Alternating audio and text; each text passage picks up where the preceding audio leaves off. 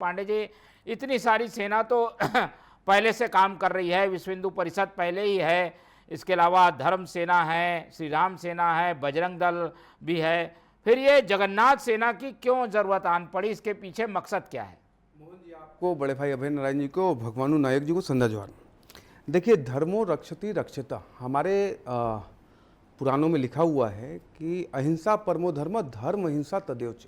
धर्म की रक्षा और संस्कृति की रक्षा के लिए आपको प्रतिबद्धता के साथ काम करने की आवश्यकता है, क्योंकि असुरों की सेना इतनी हावी हो रही है। जिस प्रकार से जन जगह जमीन की लड़ाई लड़ने वाले हमारे आदिवासी भाई बहनों को लगातार लोभ लालच दबाव के माध्यम से उनके धर्म को परिवर्तित किया जा रहा है, सिर्फ संस्कृति को नष्ट नहीं किया जा रहा है, उनके जमीनों को, उनकी संपत्तियों को भी हड़पने का एक गजब का षड्यंत्र सुदूर वनांचल में चला जा रहा है। लेकिन जिस प्रकार से हर वर्ग में अगर ये देखें कि धर्मांतर का एक बहुत बड़ा खेल चल रहा है, उसी प्रकार उड़िया परिवार में, उड़िया भाई बहनों में भी ये एक संदेश है कि हमको उनकी संस्कृति की रक्षा के लिए एक पहल करने की आवश्यकता है और स्वागत है।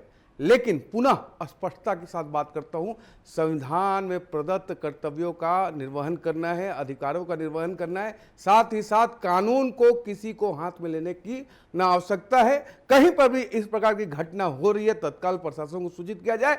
सुशासन की सरकार है, साए साए कार्रवाई हो रही है। जिस प्रकार से आपने दूर की घटना को देखा होगा, जिस प्रकार से सहयात्री ने जानकारी दी, आरपीएफ ने कार्रवाई की, उसी प्रकार से अगर कहीं पे भी ऐसी घटना घट रही है, लेकिन संगठित होकर ठोस प्रयास करके धर्मांतरण कराने वाले मिशनरियों को, उनकी मंशा को पैरों के तले कुचलना है और उनके साथ जो खड़े हैं, उनको जो संरक्षित और पोषित कर रहे हैं, उनको भी नष्ट करने का प्रयास। सवाल भी तो यही है, सरकार आपकी है, फिर ये सेना की क्या जरूरत है? सरकार का तंत्र है, वो रोके धर्मांतरण, इनकी सेना बनाकर रोकने के पीछे क्या मकसद है? देखिए, सरकार का प्रयास अलग होता है और जो सेना बनती है, संगठन बनता है, वो जन जागरूकता लाती है। अपने अपने समाज के बीच में जन जागरूकता ला के किसी भी प्रकार से, न लोभ से, न भय से, न दबाव से कोई भी परिवार या व्यक्ति धर्मांतरित ना हो, प्रदेश और समाज का जो डेमोग्राफी चेंज ना हो, उसके लिए प्रतिबद्धता के साथ बहुत सारे बजरंग दल, जिस प्रकार से आपने कहा कि अपने पूरे जान की कुर्बानी देकर प्रदेश की रक्षा करें, देश की रक्षा और गौ गंगा गीता की